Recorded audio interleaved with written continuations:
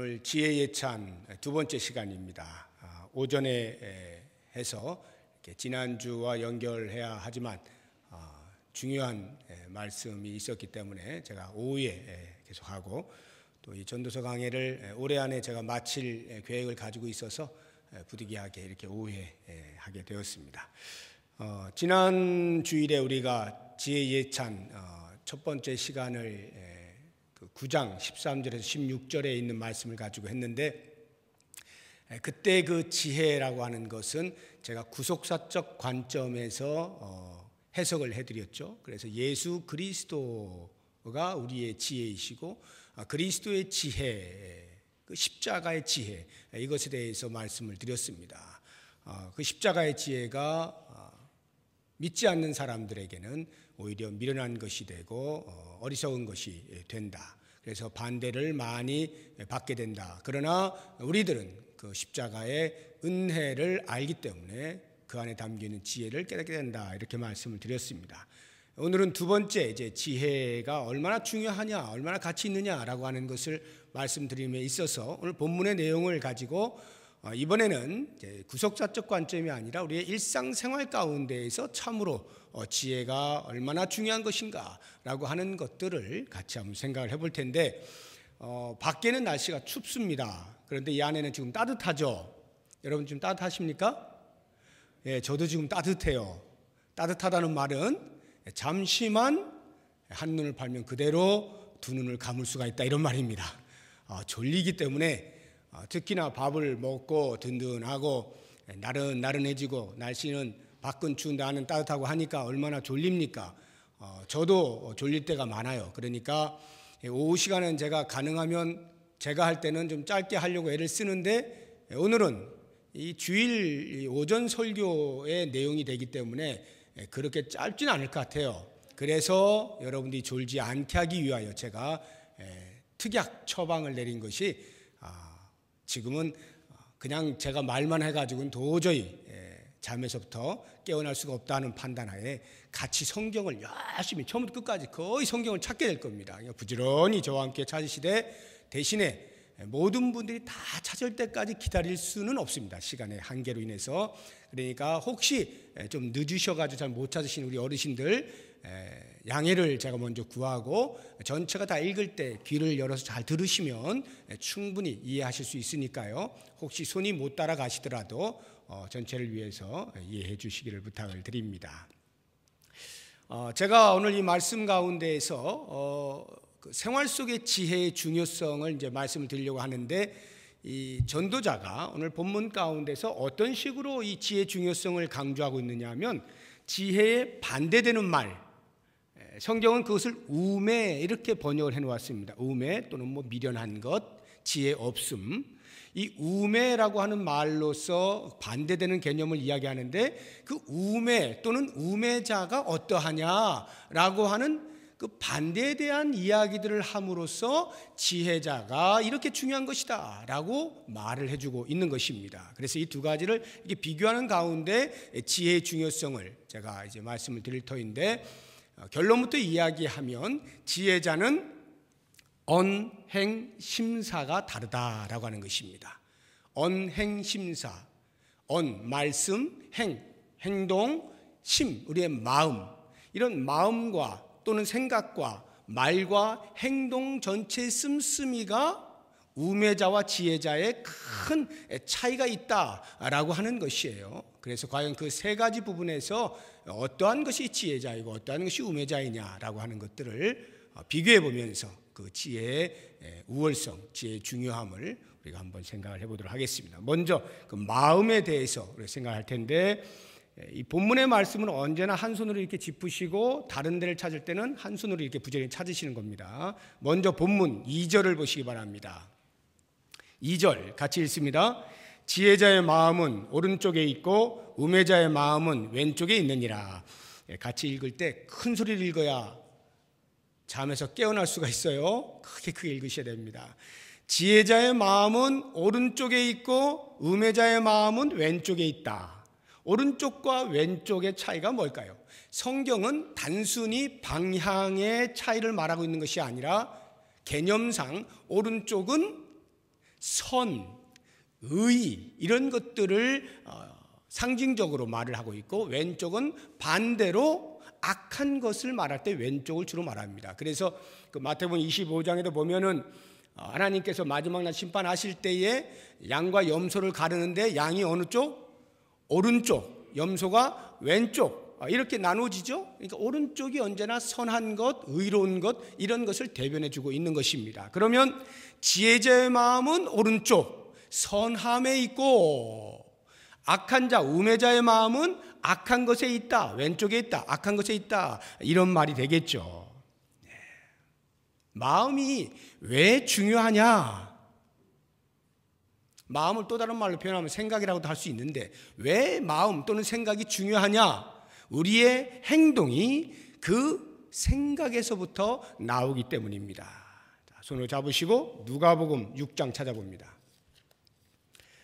저도 여러분하고 똑같이 찾고 제가 찾는 속도에 따라서 읽도록 하겠습니다. 조금만 제가 더 여유를 드리고요. 누가복음 6장 45절. 많이 찾을 거기 때문에 준비 운동을 잘 하시고, 읽습니다. 시작. 선한 사람은 마음에 쌓은 선에서 선을 내고, 악한 자는 그 쌓은 악에서 악을 내나니 이는 마음에 가득한 것을 입으로 말함이니라. 마음에 있는 것이 입으로 나오고, 입으로 나오는 것이 행동으로 옮겨진다라고 하는 것이죠. 실제로 그럴까요? 요한복음 13장입니다. 요한복음 13장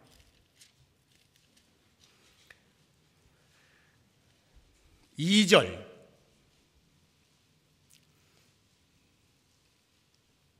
시작. 마귀가 벌써 시몬의 아들 가룟 유다의 마음에 예수를 팔려는 생각을 넣었더라.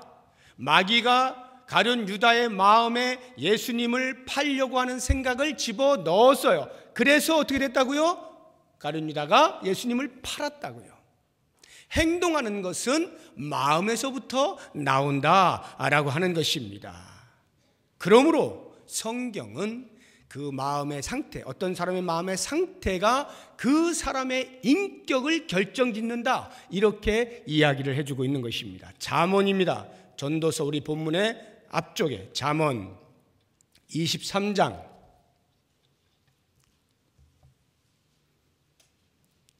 7절입니다. 잠언 23장 7절.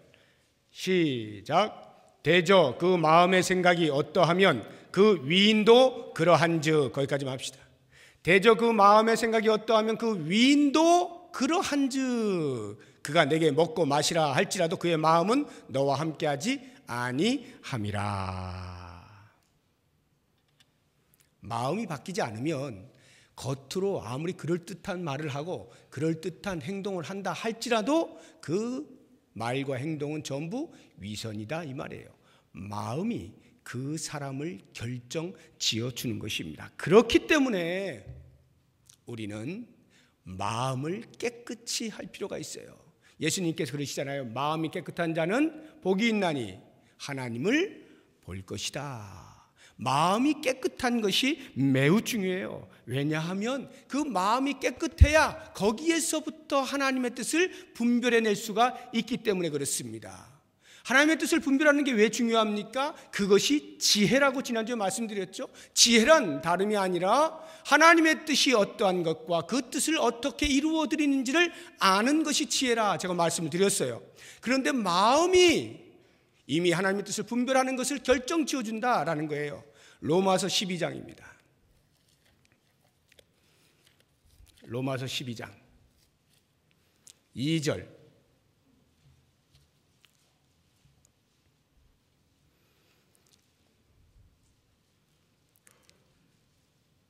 시작. 너희는 이 세대를 본받지 말고 오직 마음을 새롭게 함으로 변화를 받아 하나님의 선하시고 기뻐하시고 온전하신 뜻이 무엇인지 분별하도록 하라. 하나님의 뜻이 무엇인지 분별할 수 있는 것은 마음이 새롭게 되어 변화를 받을 때만 가능하다.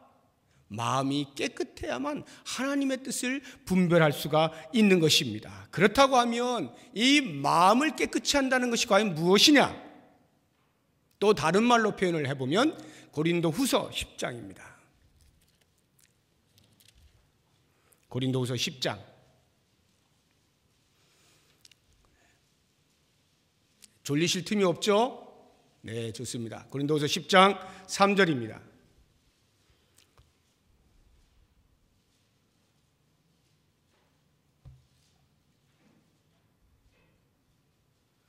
(5절입니다) 죄송합니다. 5절. 3절부터 5절까지인데 5절만 있습니다. 시작. 하나님 아는 것을 대적하여 높아진 것을 다 무너뜨리고 모든 생각을 사로잡아 그리스도에게 복종하게 하니. 마음을 깨끗이 한다는 것은 우리가 가지고 있는 모든 생각들을 사로잡아서 그리스도에게 복종시키는 것입니다. 이런 생각 저런 생각 모든 생각을 다 사로잡아 그리스도께 복종시키는 거예요. 그러면 이 말은 또 무슨 말이냐? 다른 말로 표현해서 히브리서 3장을 가보겠습니다. 히브리서 3장.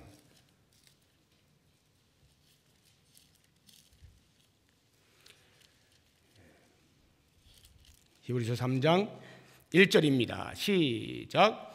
그러므로 함께 하늘의 부르심을 받은 거룩한 형제들아, 우리가 믿는 도리의 사도이시며 대제사장이신 예수를 깊이 생각하라. 우리의 모든 생각을 사로잡아 그리스도께 복종시킨다는 것은 또 다른 말로 표현하면은 오직 예수 그리스도만을 깊이 생각한다는 거예요. 예수 그리스도만을 깊이 생각한다는 건 또 무엇이냐? 골로새서로 가보겠습니다. 골로새서 3장입니다. 골로새서 3장. 어찌 넘기는 소리가 잘 안 들리네요. 너무 빨라가지고 못 따라가시는 겁니까? 골로새서 3장 1절 2절 1절 2절 시작. 그러므로 너희가 그리스도와 함께 다시 살리심을 받았으면 위의 것을 찾으라. 거기는 그리스도께서 하나님 우편에 앉아 계시느니라. 위의 것을 생각하고 땅의 것을 생각하지 말라. 예수를 깊이 생각한다는 게 뭐냐? 위의 것을 생각한다는 거예요. 1절 뒷부분에 보니까 그리스도께서 하나님 우편에 앉아 계신다 그랬죠. 위의 것을 찾으라. 거기는 그리스도께서 하나님 우편에 앉아 계신다. 위의 것을 찾으라. 거기는 위에 예수님이 계시기 때문이다. 우리가 예수님을 깊이 생각한다는 것은 다시 말하면 위의 것을 생각한다는 말이에요. 그러면 위의 것을 생각한다는 것은 또 무슨 말인가? 반대로 생각하면 땅의 것을 생각지 말라는 것이죠. 땅의 것이 뭡니까? 5절 보세요. 골로새서 3장 5절입니다. 제가 읽어볼게요. 그러므로 땅에 있는 지체를 죽이라. 곧 음란과 부정과 사욕과 악한 정욕과 탐심이다. 8절 보십시오. 이제는 너희가 이 모든 것을 벗어버리라. 곧 분함과 노여움과 악의와 비방과 너희 입에 부끄러운 말이라. 너희가 서로 거짓말하지 말라. 옛사람과 그 행위를 벗어버려라. 이런 것들이 전부 아래에 있는 것들이에요. 땅의 것들이에요. 땅의 것들을 생각하지 말고 위의 것을 생각하는데 위의 것이 무엇입니까? 12절 보십시오. 그러므로 너희는 하나님이 택하사 거룩하고 사랑받은 자처럼 긍휼과 자비와 겸손과 온유와 오래 참음으로 옷 입고 누가 누구의 불만이 있거든 서로 용납하여 피차 용서하라. 14절 이 모든 것 위에 사랑을 더하라. 15절 그리스도의 평강이 너희 마음을 주장하게 하라. 이러한 것들이 전부 위의 것들입니다. 바로 이와 같은 위의 것들을 생각하는 것, 이것이 지혜자의 마음이고 지혜자가 바로 이와 같은 생각들을 하기 때문에 그 생각이, 그 마음이 얼마나 중요한가라고 하는 것을 알 수가 있게 되는 것입니다. 그래서 우리가 이 마음을 오직 그리스도로 가득 채우고 우리의 모든 생각들을 그리스도 앞으로 가지고 나와서 복종을 시키고 우리의 생각들을 가능하면 아래에 있는 땅에 있는 것들을 다 죽이고 위의 것들을 생각하면서 그리스도와 같은 그러한 생각으로 나아가게 될 때 그것이 지혜자이고 그러므로 그 지혜가 가치가 있는 것이다 라고 하는 거예요. 기억하십시오. 우리의 마음이, 우리의 생각이 나를 결정짓니다. 그 사람의 생각이 그 사람의 위인됨을 결정짓는 거예요. 내 마음이 어떠한가를 잘 살펴보시기 바라고, 두 번째로 이제 마음뿐만 아니라 그 다음 말이 중요합니다. 지혜자의 말과 우매자의 말이 어떠한 차이가 있는가. 다시 본문입니다. 이제 전도서 10장 12절 보시기 바랍니다. 12절 앞부분만 우리 같이 읽어봅니다. 지혜자의 입의 말들은 은혜로우나. 지혜자의 말은 은혜롭습니다. 은혜롭다는 것이 과연 무엇인가 라고 하는 것을 먼저 그 반대되는 것을 살펴보고 그 다음 생각을 해보겠습니다. 지혜자의 반대는 우매자입니다. 우매자의 말들은 과연 어떠한가. 12절 뒷부분에 시작. 우매자의 입술들은 자기를 삼키나니. 자기를 삼킨다는 말은 자기 파멸적이다 이런 말이에요. 자기 파멸적이다. 3절 한번 보세요. 10장 3절 같이 읽어봅니다.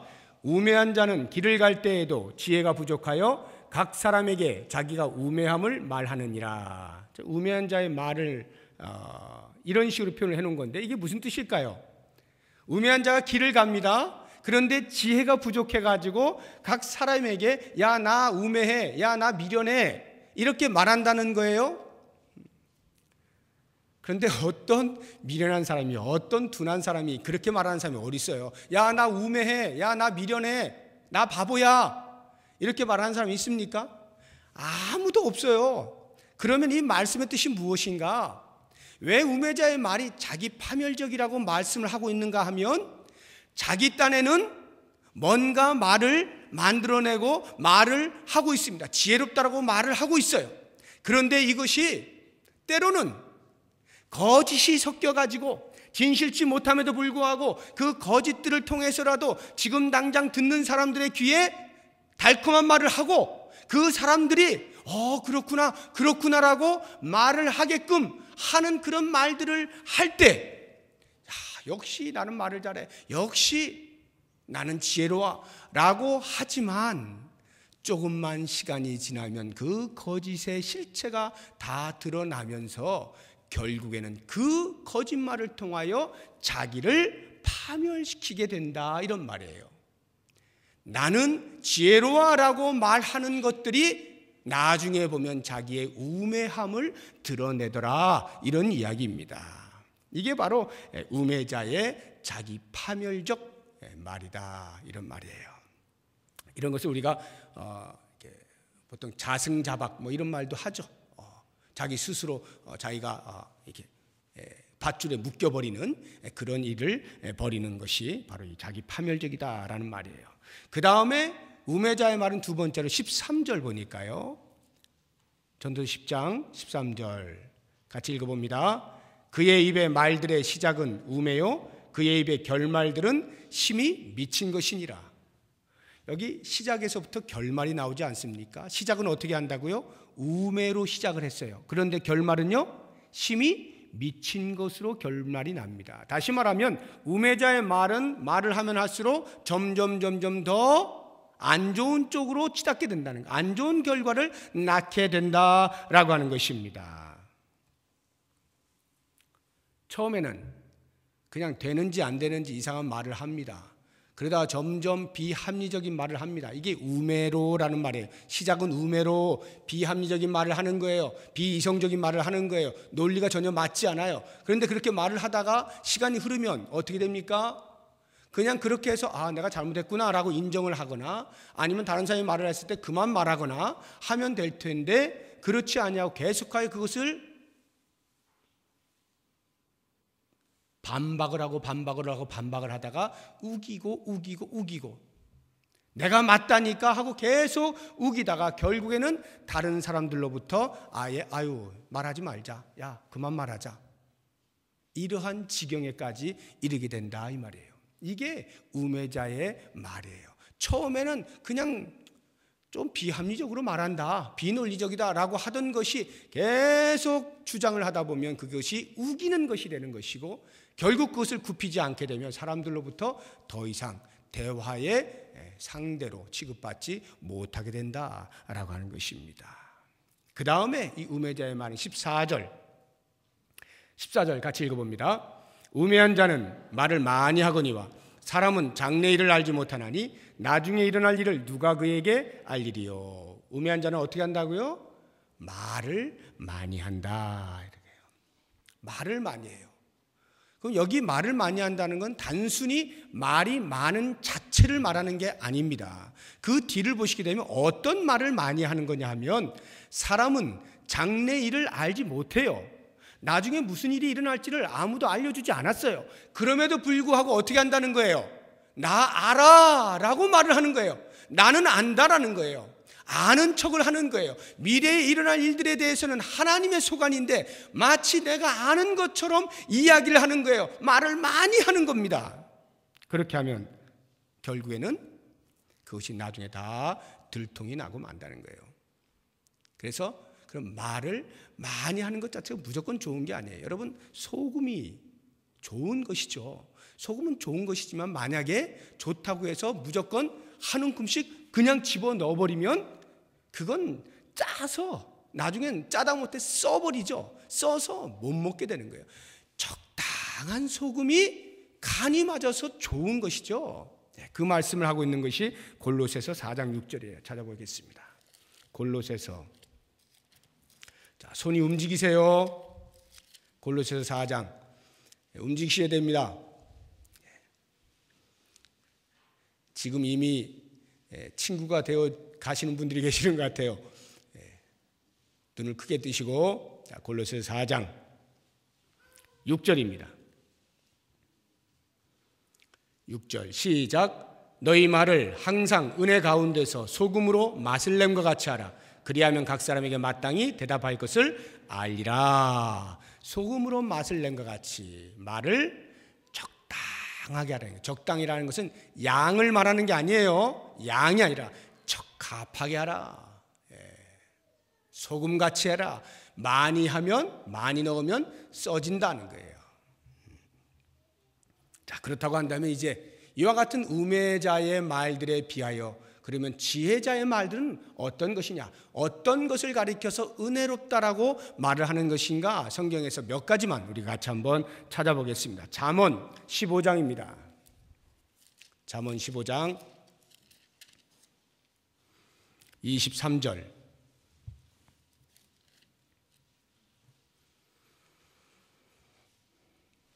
잠언 15장 23절 시작. 사람은 그 입의 대답으로 말미암아 기쁨을 얻나니 때에 맞는 말이 얼마나 아름다운고. 때에 맞는 말, 똑같은 말인데 한 군데 더 찾아보죠. 잠언 25장 11절. 잠언 25장 11절 시작. 경우에 합당한 말은 아로 새긴 은쟁반의 금사관이라. 경우에 합당한 말, 때에 알맞은 말, 이것이 은혜로운 말이에요. 지혜자는 이렇게 경우에 합당한 말을 하는 것을 잘합니다. 때에 맞게 적합하게 적재적소에 필요한 말들을 한다라고 하는 것입니다. 그 다음 에베소서 4장을 가보겠습니다. 에베소서 4장. 에베소서 4장 29절.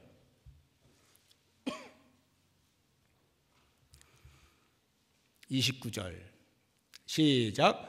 무릇 더러운 말은 너희 입 밖에도 내지 말고 오직 덕을 세우는 데 소용되는 대로 선한 말을 하여 듣는 자들에게 은혜를 끼치게 하라. 덕을 세우는 데 필요한 말들, 덕을 세우는 데 필요한 말들을 잘하는 사람이 지혜로운 사람입니다. 내가 지금 하는 말이 과연 덕을 세우고 있느냐라고 하는 부분을 곰곰이 생각하십시오. 덕을 세우지 못한다라고 판단이 되면 바로 그 자리에서 입을 함구하시는 것이 지혜로운 것입니다. 이 속에서는 말하고 싶어서 막 입이 근질근질 하더라도 꾹 참으십시오. 그것이 지혜로운 겁니다. 덕을 세운다라고 하면 굳이 참을 필요 없습니다. 얼마든지 따뜻한 말, 좋은 말들, 덕을 세우는 말들을 많이 하시면 좋습니다. 잠언 25장 15절입니다. 잠언 25장 15절.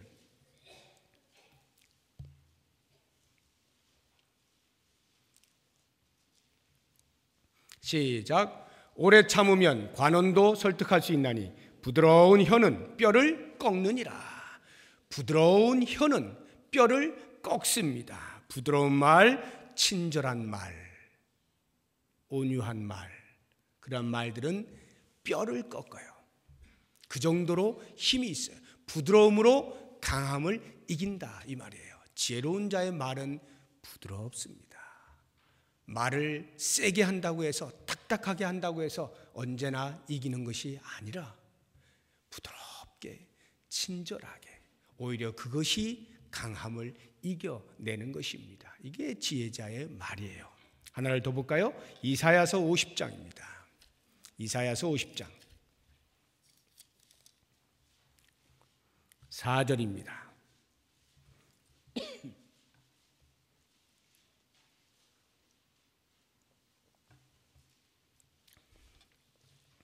이사야서 50장 4절 시작. 주 여호와께서 학자들의 혀를 내게 주사 나로 곤고한 자를 말로 어떻게 도와줄 줄을 알게 하시고, 거기까지 하죠. 학자들의 혀를 내게 주사 나로 곤고한 자를 말로 어떻게 도와줄 줄을 알게 하시고 연약한 자를 돕는 것. 이것이 지혜로운 자의 말이에요.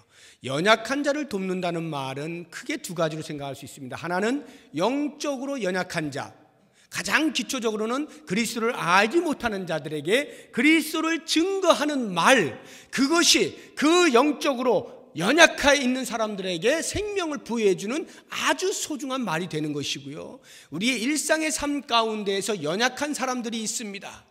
여러 가지 환경으로 인하여서, 상황들로 인하여서 어려워진 사람들이 있습니다. 마음이 무너진 사람들이 있습니다. 그런 사람들에게 학자의 혀와 같은 말로 그들을 세워주는 말을 하는 것입니다. 이렇게 연약한 자를 세워주는 말, 이것이 지혜자의 말이다 라고 하는 것입니다. 우리는 바로 이와 같은 말을 하도록 되어 있는 사람들 아니겠습니까? 우매하게 입에서 나오는 것이라고 다 하는 것이 아니라 지혜자는 과연 어떤 말들을 하는가를 묵상하면서 그 말들을 즐겨 할 수 있는 우리 성도님들 되시기를 주의 이름으로 축복합니다. 이제 마지막 행동에 대해서 한번 생각해 보겠습니다. 지혜자의 행동. 다시 본문으로 돌아가서요. 지혜자는 어떤 행동을 하느냐? 이웃을 향하여 이타적인 행동을 합니다. 이웃과 더불어 함께 유익을 누리는 행동을 합니다. 그러면 우매자는 어떻게 합니까? 8절 보시기 바랍니다.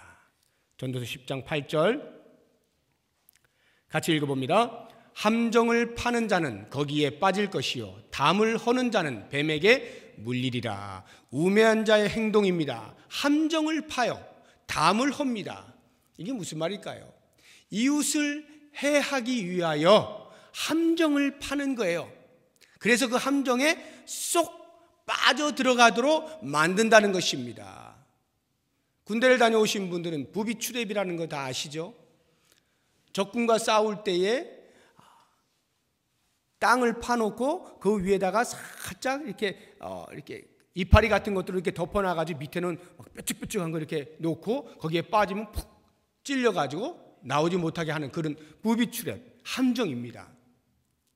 마치 우매자는 이렇게 주변에 있는 사람들에게 함정을 파놓고 빠뜨리려고 하는 것과 같은 행동을 한다 이 말이에요. 또 한 가지 담을 헌다는 건 무슨 말이냐 하면 분명히 각각의 삶에 담이 있어요. 근데 그 담을 헐어요. 그래서 그 사람의 것을 내가 빼앗으려고 하는 그런 마음을 갖는 거예요. 탐심을 갖는 것입니다. 다른 사람의 것을 내 것으로 하고자 하는 그런 마음을 갖는 거예요. 이것이 담을 허는 거예요. 우매자는 이런 행동을 하는 것입니다. 그런데 보세요. 뭐라고 이야기하고 있습니까? 그렇게 함정을 판 자는 판자가 그 함정에 도로 빠지게 될 것이다.